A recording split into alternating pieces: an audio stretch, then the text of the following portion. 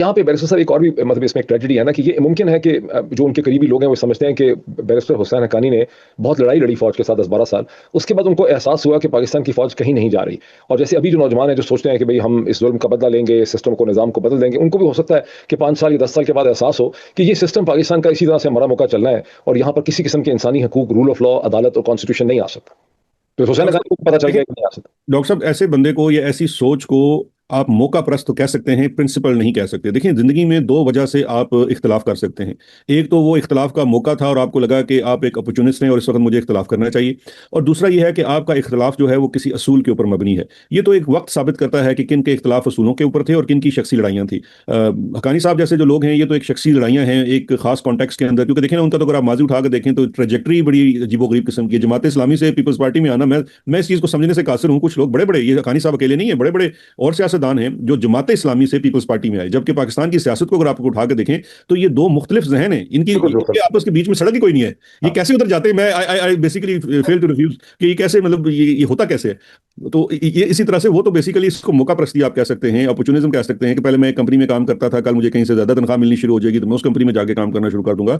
But अगर if you are actually standing on a principle, your principle remains. देखिए, हम्म। और भी बहुत सारे लोग हैं पाकिस्तान से जो लोग निकले हैं। डॉक्टर तारिक अली निकले थे 60 की दहाई में, आज 2025 है, आज भी वो यहाँ बरतानिया में रहते हैं, वो अपना लिख रहे हैं। वो जो आज से 60 साल 50 साल से जो चीज़ वो लिख रहा है, जिस चीज़ पे वो बिलीव करता है, जिस स्ट्रगल पे वो बिलीव करता है, वो उसी पे चल रहा है। He might not be very relevant in Pakistan but he is very relevant internationally, globally. वो अपना काम कर रहा है क्योंकि वो अपना काम अपनी सेटिस्फेक्शन के लिए कर रहा है ना। वो इसलिए तो नहीं कर रहा है कि यार मैं दोबारा, मुझे अगर चांस मिला तो शायद पाकिस्तान में मैं कुछ बन जाऊंगा। तो इस तरह के तो जॉब सीकर्स तो बहुत हैं हमारे पाकिस्तान के अंदर। अच्छा, अब ये जो आर्टिकल 243 को बदल दिया गया है और जो नया ऑफिस क्रिएट किया है chief of the defence forces का, पहले बताएं कि chief of defence forces versus chief of defence services में क्या फर्क है? देखिए, ये तो नोमेनक्लेचर का फर्क है। डिफेंस, ये जो कमांडर है ना, चीफ भी नहीं है, this is commander of defence forces. और एक डॉक्टर साहब बात देखिए कि ये कोई 3 महीने से इस बात के ऊपर मैंने और आपने प्रोग्राम भी किया था। आपने मुझसे पूछा था कि आप कैसे कहते हैं कि ये नोटिफिकेशन 5 साल का होगा, 5 साल का होगा। और उस वक्त आपको याद है कि राना सनाउल्लाह को मैदान में उतारा गया था कि बाय ऑपरेशन ऑफ लॉ है, सब कुछ है। और मैं 3-4 महीने हो गए हैं, मैं तसलसल से ये बात कर रहा हूँ कि Asim Munir, knowing his personality, I have the chance of studying him from very close, knowing his personality, his every move, the time from he rises till he goes to sleep, it is all calculated. That man is very calculated. अगर उसने notification issue नहीं करवाया 2024 में, तो उसने अगले 5 साल का बंदोबस्त किया हुआ है। और फिर जैसे जैसे हमारे सियासतदानों ने कोशिश की उसको थोड़ा सा हुडविंक करने की कि 27 तक है, फिर आप 27 से 32 तक ले लीजिएगा, तो उसने पहले से प्लानिंग करके रखी हुई थी। And 27th amendment, would you believe doctor साहब, no one had the clue. मेरे पास ये फर्स्ट हैंड इंफॉर्मेशन है कि even law ministry, the cabinet, anyone, the prime minister had not seen the draft till it was tabled in Senate. जबरदस्त, शाबाश। सबसे बड़ी, और उसकी सबसे बड़ी, मैं आपको एक कहते हैं ना, वकील जब आर्ग्यू करता है तो कहता है मैं आपको सबूत, मैं उसके सबूत के तौर पर सबसे बड़ी चीज पेश करता हूं कि देखिए, इस आईनी तरमीम में 2 इदारों को बहुत बदल दिया गया है, एक अदलिया को और एक फौज को। जब आप कोई इदारे की पूरी साख बदलने जाते हैं तो कम से कम पूरे इदारे से नहीं तो उसके चीफ से कंसल्टेशन का। या अफरीदी को भी कुछ पता नहीं था। या अफरीदी को जब सेनेट में टेबल हो गया और उसको पता चला कि यार ये तो बहुत ज्यादती होने जा रही है, तो वो भागा भागा गया, डीजीआईएसआई से मिला, डीजीएम से मिला, और उसने उनको कहा कि हजूर इसमें तो बहुत बड़ी ज्यादती हो जा रही है। और उसने जो उसमें अर्ज की वो यही है कि मेरे नाम के साथ से चीफ जस्टिस ऑफ पाकिस्तान उतर रहा है। तो वो अपना काम वहां से करवा कर आ गया। But this also shows that no one had the draft, no one even knew what the amendment was. The only person who was given the briefing was Asif Ali Zardari, and that briefing was given in his office in presence of Bilawal Bhutto on 31st of October। और उधर जरदारी साहब ने उस briefing के बाद कहा कि जनाब मुझे तो कोई इतराज नहीं है, मेरी तरफ से इसमें जो मर्जी लिख लें, बट जो अस्तस्ना आप उसको दे रहे हैं वो आपको मुझे भी देना पड़ेगा। जो अस्तस्ना फील्ड मार्शल को दे रहे हैं। जी, जो फील्ड मार्शल को दे रहे हैं। इस तरह से उन्होंने अस्तस्ना जो है 31 अक्टूबर को लिखवा लिया। और फौज ने कहा कि चलो और कुछ नहीं है तो गालियां बंट जाएंगी तो लिख दें। जिस तरह से जब याया अफरीदी ने कहा कि जनाब मैं तो खुदकशी कर लूंगा अगर आपने मेरे नाम के साथ से खान बहादुर हटा दिया, तो उन्होंने कहा लिख दो। ये तो और अच्छी बात है गालियां पढ़ने में। देखे ना, अगर ये इस आईनी तरमीम में सिर्फ सीडीएफ का मसला होता तो हम अभी तक सिर्फ फोकस वहां करके बैठे होते। अब तो हम याया अफरीदी को भी रो रहे हैं, जरदारी को भी रो रहे हैं, तो गालियां तो बट गई ना। So that actually worked. तो अच्छा, अब जुडिशरी का तो यह है कि ये चमन तो पता नहीं सैकड़ों दफा लूटा गया, ठीक है, आग लगी इसको, लेकिन ये आर्म फोर्सेस ऑफ पाकिस्तान के साथ जो किया जा रहा है ये तो बिल्कुल नई चीज हो गई है कि अब एयरफोर्स जो सबसे प्रेस्टिजियस उसका डिपार्टमेंट है, विंग है, उसको और नेवी को आप एक ऐसे अफसर के नीचे आप दे रहे हैं, फौज के जनरल के, जिसको एयरफोर्स और नेवी का कुछ भी नहीं पता, उसको आपने उसका कमांडर बना दिया। इसकी क्या इंप्लीकेशन है? सर, ये जटकी जुबान में कहते हैं सांप ने अपने बच्चे खाने शुरू कर दिए। देखिए, इशू यही है ना कि आपके लिए अब डिस्ट्रस्ट है ना, आपको सियासतदान के ऊपर डिस्ट्रस्ट है, आपको जज के ऊपर डिस्ट्रस्ट है, क्योंकि आपने बतौर, देखिए, आसिम मुनीर साहब वाहिद पाकिस्तान की शख्सियत है जो आज पाकिस्तान के हाकिम है, लेकिन इस हाकिम को बनने से पहले इस हाकमियत का जो पाथवे है उस दोनों के सरबराह रह चुके हैं। He is the only person who has remained DG of military intelligence and the DG of ISI, so he knows it all. اس کو ہر وہ کونا خدرا پتا ہے جہاں سے کسی ڈکٹیٹر کو چلتا کرتا ہے پاکستان کا ایک اپنا نظام جس کی دنیا میں کوئی دوسری مثال نہیں ہے. تو لہٰذا اس نے کیا کیا کہ وہ تمام دروازے بند کر دیے. اس کو 3 اداروں سے بہت شدت کے ساتھ خطرہ تھا. ایک ادارہ تھا جوڈیشری کا, کیونکہ جوڈیشری میں ہمیشہ یہی ہوتا ہے کہ آئی ایس آئی کے ساتھ ساز باز کر کے کوئی نہ کوئی گیم ڈال دی جاتی ہے, جس طرح مشرف کے خلاف ڈالی گئی تھی. تو لہٰذا اس نے جوڈیشری کو تہس نہس کر دیا. دوسرا ادارہ ہے سیاستدانوں کا. سیاستدانوں میں جس بندے میں پوٹینشیل تھا اس نے اٹھا کے اڈیالہ میں بند کر دیا ہے, اور پچھلے 15 دن سے ان کا بیان تک نہیں آ رہا, کیونکہ کسی کو ملنے نہیں دیا جا رہا. ہی از ان سولٹری, ہی از ان ویری بیڈ سولٹری کنفائنمنٹ. اس کے بعد آپ آ جاتے ہیں پھر سیاستدانوں میں بچے کون. آپ نے دیکھا کہ لاش کے طور پہ نواز شریف کو لایا گیا پارلیمان میں, اس سے مور کی گئی, اور اس کو ذلیل اتنا کیا ہوا ہے کہ وہ بندہ بولنے کے قابل نہیں رہا نا, کیونکہ اس کو تو فارم 47 کا جان کے آپ نے وزیر اعظم بنا کے پھر خود سارا ایویڈنس لیک کیا کہ کس طرح سے یہ 2 نمبر الیکٹ ہوا ہے. وہ اتنا ذلیل ہو گیا وہ بات ہی نہیں کر سکتا. تو ورنہ شہباز شریف اگر جیت جائے الیکشن اور نواز شریف نہ جیتے, ڈزنٹ میک اینی سینس, سوال ہی پیدا نہیں ہوتا. اچھا, پھر اس کے بعد اب آ جاتے ہیں تیسرا انسٹیٹیوشن جہاں سے ان کو خطرہ ہے, وہ گھر سے خطرہ تھا. تو انہوں نے اس انسٹیٹیوشن کو بھی بالکل جسے کہتے ہیں نا اپنی مٹھی کے نیچے کر لیا. اب just imagine, he is not only the commander of air force and navy, but he is going to actually change their command as well. He has, because he از آل ان آل. وہ دیکھیے وہ ٹرانسفر پوسٹنگ یعنی ایئر فورس اور navy کے senior افسران کی transfer posting بھی کرے گا فیلڈ مارشل, سب کچھ کرے گا. ہی is not only the field marshal, this is what the commander of defence forces. یہ ماڈل کہاں سے لے کر آئے ہیں؟ یہ ایجپٹ کا ماڈل ہے, عراق کا ماڈل تھا, یہ سیریا کا ماڈل تھا, یہ کہاں سے لے کر آئے ہیں یہ ماڈل؟ یہ ہائبرڈ ماڈل ہے نا. دیکھیں آپ تو مطلب آپ انٹریکشن کرتے رہے ہیں این ڈی یو میں جو بچوں کو پڑھایا جاتا ہے. میرے نا 3-4 دوست ہیں بڑے اچھے پرانے دوست ہیں, تو وہ بیچارے ان کو اور تو کہیں جگہ ملتی نہیں تھی, تو وہ سارے این ڈی یو کے پروفیسر بن گئے. اچھا, وہ خود کو میں خود بھی مذاق اڑاتا تھا, میں کہتا تھا یار تم لوگ خود 3 سی او کاپی کٹ پہ سی سی پی, اور اب تم جو آگے بچوں کو پڑھا رہے ہو وہ بھی تو سی سی پی ہیں. تو اب وہ سی سی پی کی یہ پروڈکشن ہے کہ جو بڑے صاحب نے حکم کیا یار یہ کام کرنا ہے تو کچھ کرو, تو وہ جاتے ہیں. اب تو آپ کو پتا ہے اے آئی ریسرچ ہے, ڈان بھی سٹوری چھاپتا ہے تو اے آئی سے چھاپتا ہے, بلکہ وہ نیچے سے مٹانا بھی بھول جاتے ہیں کہ یہ چیز نکالنی تھی. تو اس طرح کا یہ ایک مرغوبہ بنایا گیا ہے ڈان کا میں نے دیکھا آپ کا, وہ تو کمال ہی ہو گیا.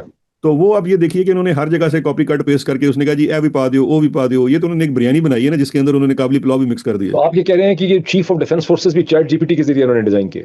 جی, وہ چیٹ جی پی ٹی کو کہا ہوگا نا. تو آپ کو پتا ہے اے آئی ان the end, a I basically is for superior. میں یہ سوچ رہا تھا کہ ظاہر ہے کسی ڈیموکریٹک کنٹری میں تو ایسا ماڈل نہیں ہے. امریکہ میں آپ دیکھتے ہیں کہ ملٹری آرگنائزیشن بہت ڈی سینٹرلائز ہے, اور chairman joint chief of staff جو ہے ان کے پاس کسی قسم کی اتھارٹی نہیں ہے, وہ صرف ایک کوآرڈینیٹنگ آفیسر ہوتے ہیں.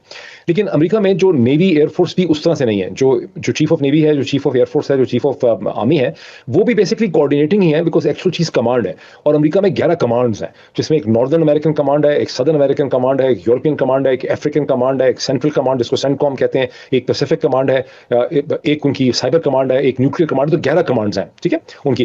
اور وہ جو 11 کمانڈر ہیں شہباز صاحب, میں نے شہزاد میں نے دیکھا ہے بیرسٹر صاحب, میں نے چیک کیا کہ وہ کبھی بھی ایک کمرے میں اکٹھے نہیں ہوتے. یہ کوئی ایکسٹرا آرڈنری سرکمسٹانسز ہوں گے کہ 11 جو کمانڈز ہیں وہ ایک جگہ اکٹھی ہوں. ہمارے تو کور کمانڈرز کی میٹنگ ہوتی ہے نا ہر مہینے, وہ کہتے ہیں 272 ہو گئی, اس طرح سے ہوگی. تو بہت ہی ڈی سینٹرلائز قسم کی آرمی ہے جس کی ہر کمانڈ ڈائریکٹلی اکاؤنٹیبل ہے to the president of United States, جو کہ الیکٹڈ ہے. سو ہر کمانڈ پریزیڈنٹ کے ساتھ ڈائریکٹلی بات کر سکتی ہے, یا ان کی کوآرڈینیشن ہوتی ہے. وہ 11 کمانڈر اکٹھے نہیں ہوتے کہیں سال میں. تو اس طرح سے تو اب پاکستان میں انہوں نے جو سینٹرلائزیشن بنائی, یہ کہاں کا؟ یہ ایجپٹ کا ماڈل ہے, یہ امپلیمنٹ کر رہے ہیں نا. دیکھیں وہ جو common joke that we had that all the countries in world have an army and Pakistan army is one which actually has a country. تو اس کو اب بیسیکلی اس کی یہ مینیفیسٹیشن ہو رہی ہے نا کہ دیکھیے پہلے تو سب سے بڑا کرٹیسزم پاکستانی فوج یا آرمی کے اوپر یہ تھا کہ یہاں پہ ہر چیز چیف آف آرمی سٹاف دفتر کے ساتھ کنسنٹریٹڈ ہے, جس کا آپ نے پاور کا اندازہ کیا کہ دیکھیں دنیا میں کہیں نہیں ہوتا کہ پرکس پے پریویلیجز جو ہیں وہ بھی آرمی چیف کے پاس ہوں, وہ منسٹری آف ڈیفنس کے پاس ہوتی ہیں. پاکستان کی آرمی واحد ہے, یہ نواز شریف صاحب نے تحفہ دیا تھا 90s میں, انہوں نے جناب پوری چیزیں اٹھا کے ان کو دے دی تھی, منسٹری آف ڈیفنس سے نکال لی گئی تھی. تو اب آرمی چیف کا جو عہدہ تھا وہ اتنا زیادہ طاقتور تھا کہ فوج کے ریٹائرڈ جرنیلوں کو بھی وہ چاہے تو صبح ان کا ہیلتھ جو بینیفٹ ہے وہ بھی بند کر سکتا ہے, سب کچھ کر سکتا ہے.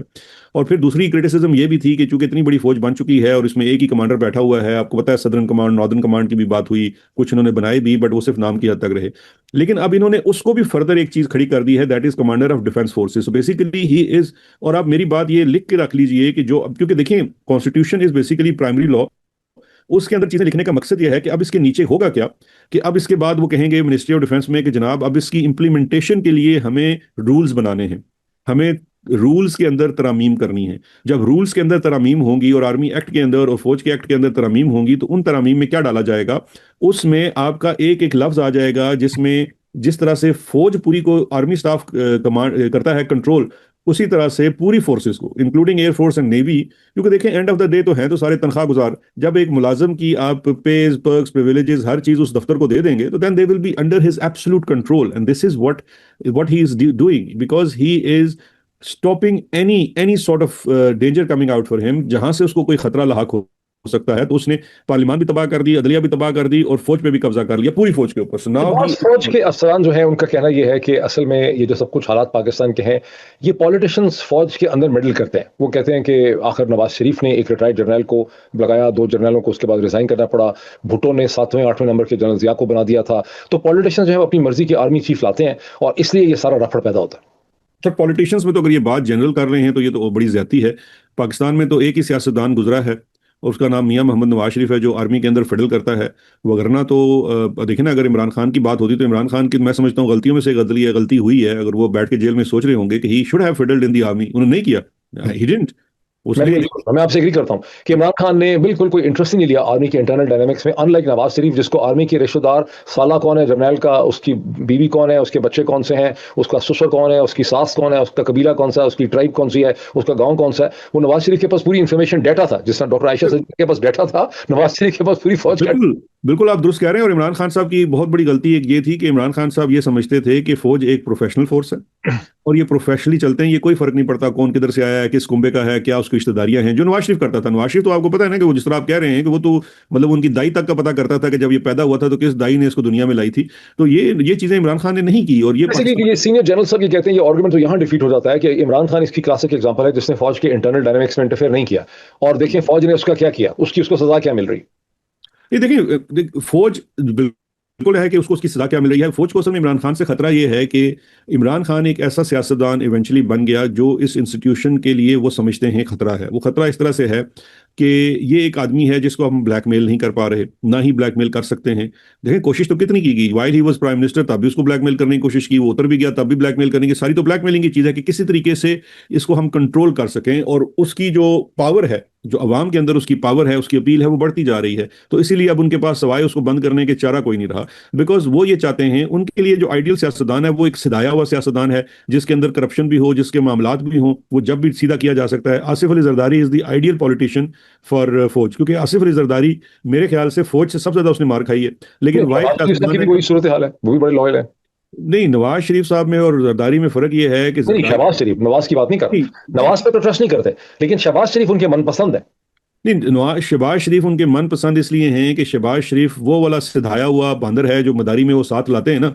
तो ये चूंकि सारी जिंदगी इन्होंने वड्डे पायन की, देखें दुनिया पूरी कहती रही कि जनाब ये हो जाएगा वो हो जाएगा, भाई टूट जाएंगे, कभी नहीं टूटे। क्योंकि जो लॉयल्टी है शहबाज शरीफ की नवाज शरीफ के लिए, जो उनके वालिद साहब मियां शरीफ उनके जहन में डाल गए थे, उसमें कोई डाउट नहीं है।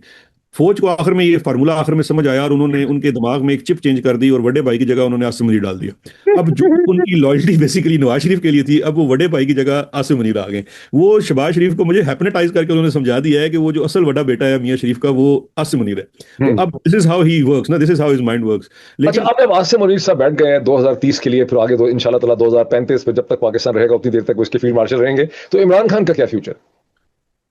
हाँ डॉक्टर साहब, this is a $1 million question. देखिए इमरान खान का फ्यूचर क्या है या क्या नहीं है, मुझे लगता है कि पाकिस्तान का फ्यूचर क्या है हमें ये देखना पड़ेगा। देखिए आसिम मुनीर ने तो अपनी 2047 तक की प्लानिंग की हुई है। इधर ब्रसल में उन्होंने तकरीर करके अपना विजन 2047 दिया था, एंड अपनी ज़िंदगी के और अपनी चीज़ों के हिसाब से तो वो उसी पे चलते जा रहे हैं। लेकिन देखिए पाकिस्तान की सियासत में या दुनिया की सियासत में इवेंट्स होते हैं, चीज़ें होती हैं और फिर चीज़ों का धारा बदल जाता है। इमरान खान की जो का मुस्तकबिल है वो पाकिस्तान, क्योंकि इमरान खान ने फैसला कर लिया ना, इमरान खान ने नवाज शरीफ वाला रास्ता नहीं अपनाया और उसने फैसला कर लिया है कि वो रियल स्ट्रगल करेगा। रियल स्ट्रगल के ऊपर टाइम लाइन देना बहुत मुश्किल है कि ये आया 6 महीनों में बाहर आ जाएंगे, साल में आ जाएंगे, 2 साल 2 साल 4 महीने तो मेरे ख्याल हो चले उनको। जी बिल्कुल हो चले हैं। नवंबर को उनको 2 साल 3 महीने हो गए हैं। देखिए मैं ये नहीं कह सकता डॉक्टर साहब कि वो कब बाहर आ सकते हैं या क्या होगा, लेकिन एक चीज़ तो ये है कि सदा ज़िंदगी आसिफ मुनीर की भी नहीं है और सदा इमरान खान को भी जेल में नहीं रखा जा सकता। एक चीज़ जो ये इग्नोर करते हैं वो कुछ ऐसे हालात और सर्कमस्टांसेस होते हैं जहाँ से जो है ना कौमों के धारे बदल जाते हैं। पाकिस्तान के अंदर एक बहुत बड़ी यूथ है, इसीलिए आपको पता है फौज अपने बजट का बहुत ज़्यादा हिस्सा सारा दिन उनकी नैरेटिव बिल्डिंग में खर्च करता है। और यकीन जानिए इतना नालायक आदमी उन्होंने बिठाया हुआ है उस काम के लिए कि वो जो करता है आपको पता है कि सोशल मीडिया के 2-4 लोंडे उसको 2 मिनट में तबाह कर देते हैं और उसका ऐसा चीज़ा लगता है। मतलब दे है हजरत डीजीआईएसपीआर की बात कर रहे हैं? जी जी जी जी जी जनरल शरीफ साहब की बात कर रहे हैं। अता तारड़ साहब की बात कर रहे हैं, वो भी नहीं अता तारड़ तो बेचारा क्या, वो तो वो तो उनके अपने वो दादा गंदे लतीफे सुनाते थे मियाँ शरीफ लेकिन को। लेकिन दरअसल साहब देखें, आप खाली इसको बिलिटल इस तरह से करें, आप ये देखिए कि उन्होंने नैरेटिव को भी बहुत हद तक कंट्रोल कर लिया है। मतलब थोड़ा सा मैं आपके साथ, लोग समझते नहीं है इस चीज़ को। जैसे हमारे यूट्यूब चैनल्स हैं, कुछ चैनल्स हैं, आपका चैनल भी उसमें है, मेरा चैनल भी है, उसमें कुछ 6 के करीब चैनल्स हैं, जिनकी एल्गोरिदम को वो कंट्रोल करते हैं। उनके पास एक ऐसा अरेंजमेंट है कि वो, उनके पास बहुत से तरीके हैं साइंटिफिक, तो वो उसके एल्गोरिदम को कंट्रोल करते हैं और आपकी चैनल की रीच को बढ़ने नहीं देते। मेरे चैनल के 8 लाख लोग हैं, मेरी रीच अब उतनी भी नहीं रही जितनी उतनी उस वक्त थी जब 2 लाख थे फॉलोअर्स, और पहले वो मेरी रीच नहीं होती। इसी तरह से ट्विटर पे उन्होंने हमारी डीबूस्टिंग कर दी हुई है, प्रेशर डाल के ट्विटर पे पीटीए ने, जिसके नतीजे जब तक ट्विटर पाकिस्तान में बंद था और लोग वीपीएन से ट्विटर देखते थे तो मेरे ट्विटर की ज्यादा रीच थी। जब ट्विटर पाकिस्तान में खुला है तो मेरे ट्विटर हैंडल की रीच जो है वो कम हो गई।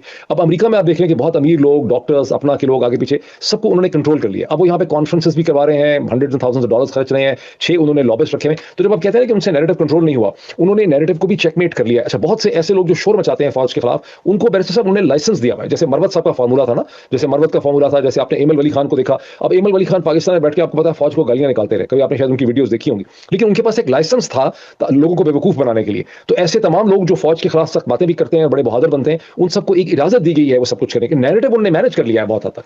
नहीं, वो उन्होंने स्पेस मैनेज करी है। देखिए डॉक्टर साहब, ये बड़ी नैरेटिव मैनेज करना और स्पेस मैनेज करना दो डिफरेंट चीज़ें हैं। स्पेस तो उन्होंने मैनेज कर ली, जिस तरह से आप देख लीजिए, एक उन्होंने डिजिटल आज़ाद नेटवर्क लॉन्च किया और वो अपने खिलाफ भी खबरें जनाब चलाते हैं अपने ऊपर, अपने प्रोग्राम के ऊपर, उससे वो बेसिकली स्पेस को कैप्चर करते हैं। लेकिन ये एक बड़ी डिफरेंट सी चीज़ है। नैरेटिव जो है ना कंटेंट से बनता है। आप स्पेस कर सकते हैं, आप सारा दिन एक चैनल कंटेंट नहीं है उनके पास। कंटेंट नहीं है क्योंकि वो जेन्युइन नहीं है। मुझे एक बात बताइए, आप और मैं, मेरा ख्याल है हम दोनों अक्सर उस जवान, हम तो नहीं जानते वो कौन है, एक जवान है बिलाल एआई का, वो बनाता है और वो कंटेंट, कमाल है, वो तो कमाल है। और वो जो है वो अरबों रुपए की जो कहना चाहिए इन्वेस्टमेंट है, वो अपने एक छोटे से क्लिप से बर्बाद कर देता है। जिस तरह से आपको वो किस्सा याद है कि वो जो एक मोटरसाइकिल के ऊपर बाबे ने लाहौर में पंजाब दी माँ दे उत्ते उसने जो बातें की थी, वहां पे मैंने कहा था कि ये पंजाब का पिछले 2 साल का 10 अरब से ज्यादा का जो बजट है ना, हम्म। इसने टोकरी कर दिया है विद इन 30 सेकेंड्स। हम्म। आप इस चीज को थोड़ा सा समझें। देखिए मैं इस चीज को कैसे लेता और हूँ। डीजी आईएसपीआर पे तो उसकी बहुत ही मेहरबानी है, बिलाल आई। बहुत ज्यादा मेहरबानी है जी, और मैं उसे कहता हूँ कि उसे अल्लाह और जोरे बाजू दे के, जोरे बयान दे जोरे के, माइंड, जोरे माइंड। जोरे माइंड है। हाँ। देखिए ये हमारी रीच को कम करना, सब कम करना, मुझे तो ऐसी लड़ाई का बड़ा मजा आता है। क्योंकि देखिए अगर ये सब कुछ ना करते ना, तो फिर तो हमें हमें कम कसम खुदा की हमें किसी ने नहीं सुनना था। ये थोड़े से लोग सुनते ना, उन्होंने भी नहीं सुनना था। उन्होंने कहा था यार आप क्या, देखिए ये जो कॉन्टेस्ट है, कॉन्टेस्ट के अंदर यही होता है, क्योंकि हमें इस वक्त, क्योंकि हम हैं बेसिकली नीचे वाले ना, वो जो लड़ाई के अंदर जो किसी बड़े बॉक्सर ने जो दूसरे को मारी जा रहा था ना, तो हमें इस वक्त सिर्फ डॉक्टर साहब लुत्फ लेना है उस एक मुक्के का, जो हमें जब मौका मिलता है और हम वो लगाते हैं। वो जो नीचे ठोडी के नीचे से ऊपर से जाता है ना, मुझे नहीं पता उसको कौन सा कट कहते हैं, but that one actually matters. देखिए जो ये इस तरह की स्ट्रगल होती है, ये बड़ी टाइम टेकिंग है, टाइम कंज्यूमिंग है। ये एट टाइम्स अंडरग्राउंड हो जाती है, पॉलिटिकल मूवमेंट्स अंडरग्राउंड जाती हैं, बट ये तमाम चीज़ें जो हैं, आपको थोड़ा सा ये समझने की ज़रूरत है कि मैं और आप, हमारे जैसे कुछ और लोग, हम तो एक लैपटॉप 4 बत्तियों के साथ बैठे हुए इनका मुकाबला कोशिश कर रहे हैं। किसके साथ मुकाबला कर रहे हैं? जिनका अरबों रुपए का बजट है, जिनको हिंदो पाक, पाकिस्तान, अमेरिका, पता नहीं कहाँ कहाँ की सपोर्ट हासिल है। But don't you see the power that you control? यार ये सारी कोशिश करके सिर्फ मोहित पिरज़ादा, शहजाद अकबर, जो बिब्लिकल है ना कि डेविड एंड गोलियत। हाँ, डेविड एंड गोलियत, मतलब एग्जैक्टली, मतलब if just imagine your power, just एक लम्हे के लिए सोचें कि how much power you have, कि इतनी माइटी एम्पायर जो है ना, उसको तो परवाह नहीं होनी चाहिए यार ये कौन लोग हैं। अच्छा, मुझे पता चला कि इन्होंने अब रावलपिंडी में लाल कुर्ती के करीब एक साइबर टावर जिसको कहते हैं बनाया, जिसमें हंड्रेड्स ऑफ लड़के लड़कियां बैठे हुए हैं, और तीनों इनकी जो सर्विसेज है, एमआई, आईएसआई वगैरह, वो उसको कोऑर्डिनेट करते हैं, जहां से ये सोशल मीडिया को कंट्रोल करने और डायरेक्शन देने की कोशिश कर रहे हैं साइबर टावर के जरिए। और वो साइबर टावर फिर आगे पीटीए के साथ कनेक्टेड है और चीजों से कनेक्टेड है, इंस्टीट्यूशन। साहब आपको मैं एक 60 की दहाई जो है उसकी मिसाल सुना देता हूँ, फिर 80 की दहाई की मिसाल सुना देता हूँ। अपने ज़माने के बड़े शदीद किस्म के डिक्टेटर थे अयूब खान साहब और ज़िया-उल हक साहब। नैरेटिव की मद में क्या मुझे आप एक चीज़ कोट कर सकते हैं उस दौर की, आज के दौर में? मैं आपको उनके जो काउंटर नैरेटिव के तौर पे हबीब जालब की 10 नज़में कोट कर सकता हूँ, जो हमारे आज की जनरेशन के बच्चे, जिनको उर्दू पढ़ना भी नहीं आती, उन्होंने सुन सुन के यूट्यूब से, मैं नहीं मानता ऐसे दस्तूर को, जुल्मुत को ज़िया, ये सारी चीजें जो है ना, this is because that's the content. Habib Jalib क्या था बेचारा, उसके तो बच्चे भी आज जो हैं वो किसी जगह नहीं है, but it's the content that he created. देखिए मैं और आप, कंटेंट में ये है ना कि इनकी जो पुरानी चीजें हैं, चंद बटन उसको बार बार दबाते हैं। जैसे अमेरिका में अभी कॉन्फ्रेंसेस के जरिए सौदा बेच रहे हैं यूएस पाकिस्तान स्ट्रेटेजिक रिलेशनशिप का, कि इस हुकूमत ने अमेरिका के साथ एक बहुत ही मल्टी डायमेंशनल स्ट्रेटेजिक रिलेशनशिप खड़ा कर दिया। पाकिस्तान के अंदर सौदा ये है कि दहशतगर्दी हो रही है, इसलिए कौम को मुतहद होने की जरूरत है, अफगानिस्तान से बहुत ज्यादा खतरा है, अफगान जो है वो सारा कुछ कर रहे हैं टीटीपी का, बलोचिस्तान जो है वो भी ज़ाहिर दहशतगर्दी है। इसी तरह हिंदुस्तान से इन्होंने एक जंग पिकअप कर ली जो बिल्कुल अनएक्सपेक्टेड थी, जो अदरवाइज नहीं होनी चाहिए थी। अब एक तरफ हिंदुस्तान का खतरा है, एक तरफ अफगानिस्तान का खतरा है, एक दफा अमेरिका के साथ मल्टी स्ट्रेटेजिक रिलेशनशिप है, चीन से भी ریلیشن شپ ہے. تو یہ وہ نیریٹوز ہیں جیسے یہ بیچتے ہیں. جب وہ کہتے ہیں نا نیریٹو نہیں, یہ وہ کانٹینٹ ہے. اس کانٹینٹ سے پاکستانی کیسے نکلیں جب وہ کہیں کہ یار امریکہ کا اسٹریٹجک ریلیشن شپ کس کام کا, ہندوستان سے کیا ہمیں ہمیشہ دشمنی ہی کرنی ہے, افغانستان ہمارا دشمن نہیں ہے. اس میں سے لوگوں کو کیسے نکالیں؟ دیکھیں اس میں سے نکالنے کا سمپل طریقہ یہ ہے ڈاکٹر صاحب, مجھے اور آپ کو اور ہمارے جیسے جو کچھ دو چار بھائی ہیں انہیں محنت تھوڑی سی زیادہ کرنی پڑے گی نا. دیکھیے آپ سے میری پہلے بات ہوئی, آپ نے کہا کہ ہمیں زیادہ لکھنا لکھانا چاہیے, تو میں نے دیکھیں جب ہم یوٹیوب بناتے ہیں لوگ سمجھتے ہیں ایسے بیٹھ کے ہم بکواس کر جاتے ہیں. اگر ہم 40 منٹ کا یا 20 منٹ کا کنٹینٹ بناتے ہیں پیچھے 4-6 گھنٹے کی محنت شامل ہوتی ہے. بالکل صحیح کہہ رہے ہیں. بٹ اسی طرح سے اور لیکن آپ کو پتا ہے کہ کہی ہوئی بات شاید اثر تو کرتی ہے لیکن اس کی لانجیٹیوٹی نہیں ہوتی, لکھی ہوئی بات کا زیادہ اثر ہے. میں اس گفتگو کے آخر میں یہ ایک اپنا ایک انالیسس یہ دینا چاہتا ہوں کہ عمران خان اور پی ٹی آئی سے اس کا کوئی تعلق نہیں ہے, لیکن میرا خیال ہے کہ فیلڈ مارشل صاحب کے 5 سال آسانی سے پورے نہیں کر سکیں گے. کچھ نہ کچھ ہو جائے گا, بڑا مشکل ہے. اب تک جو کچھ ہو چکا ہے, مزید 5 سال بیٹھنا ان کے لیے بہت مشکل ہوگا مجھے لگتا ہے.